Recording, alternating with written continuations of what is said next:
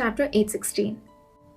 Ignoring the clamoring Keol, Yudhir escaped the confessional and swiftly returned to his original place. His agile movements, waving through the milling crowd, went unnoticed by all.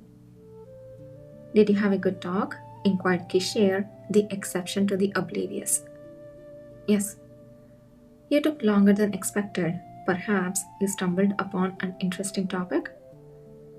"A person who should be in the Bright Palace is currently outside of it," Yudhir replied, delivering the crux of the matter in a voice only Kishir could hear. Despite the shocking news, Kishir, ever the seasoned actor, displayed an unshaken smile. "Really?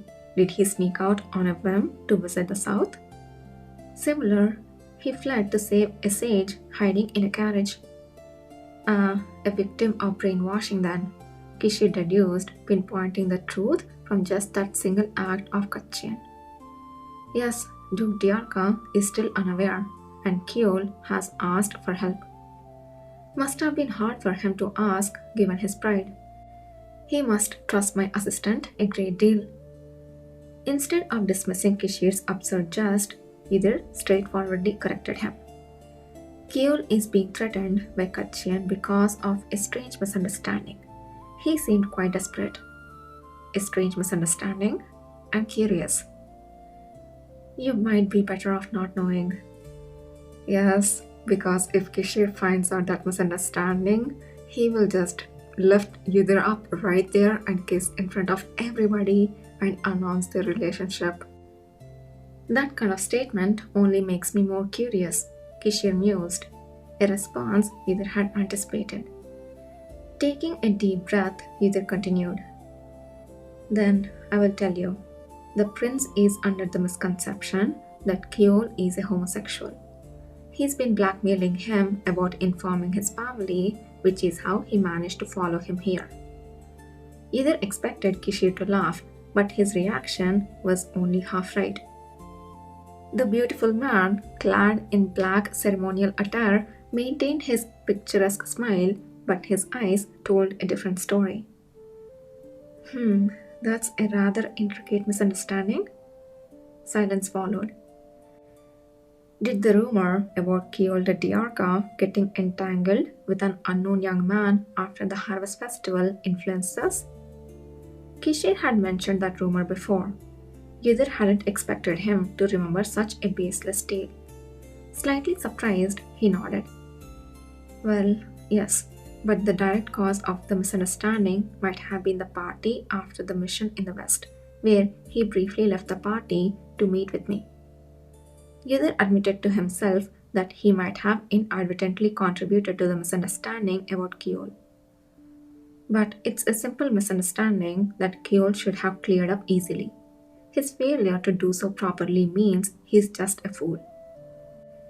"Indeed, that's likely. So, does Kachin have any guesses about who Keol's partner might be?" "No, he doesn't seem to have gone that far." If Prince Kachin had been more determined to find out who Keol's partner was, he might have realized sooner that it was all a misunderstanding. His lack of will was another reason for Keol's distress. It would be best to clear up this misunderstanding quickly. "I agree." After conveying to Kishir that Keol had resolved to leave the Herney house within a week, Yudhir fell silent. His silence wasn't for any particular reason other than the increasing commotion around them as Keol had just returned to his original spot. Keol, who had been the center of their conversation moments ago, sat down, panting as if he had run hurriedly. Yudhir easily guessed the reason. He must have struggled immensely to avoid being spotted by others and return here no later than Duke Herney. For Yudhir, moving unnoticed was as easy as breathing. But for Keol, with his lesser skills, avoiding the gazes of others during his escape from the confessional and returning must have been quite a challenge. Yudhir never stops dissing this poor Keol." The southern nobles whispered seriously among themselves upon seeing Keol's distressed appearance. Either subtly amplified their voices to his ears using his wind powers. The whispers revealed their thoughts. He entered later than everyone else but managed not to be later than Duke Honey. Choosing such a precise moment must have been difficult. He is not to be underestimated, that's for sure. Duke Diarca opposes Duke Paleta and the cavalry, who follows the emperor. He also doesn't seem to want to give up control to Honey. According to the signals sent by the servants, nobody saw where Diarca went and when he came back. They say his swordsmanship is unremarkable, but maybe even that's a deception. User retracted his wind powers after hearing this much. It's fortunate that he's not under suspicion despite being away for so long, but this is getting absurd. Was nobody noticing Keol, who was trying to appear dignified while wiping sweat from his forehead, or was it just invisible in their eyes? Yudhir's estimation of the southern nobles plummeted even below that of Keol. Simultaneously, a grand announcement of Duke Herney's arrival echoed throughout the chapel. All attendees fell silent as precise footsteps approached from the nearest small entrance. Finally, I get to see Duke Herney in person. Yudhir sharpened his focus, determined not to miss a thing. After a moment, Duke Herney finally made his appearance. He looked surprisingly young. Compared to Duke Diarca, whose beard had turned white, and even to Duke Apeto and Duke Tane, who appeared relatively young but still like middle-aged men with grown children, Duke Herney looked distinctly younger. His nearly silver, like platinum blonde hair was elegantly gathered and draped over one shoulder, and he held a diamond-studded black cane. At most, he looked like he had just entered his 40s.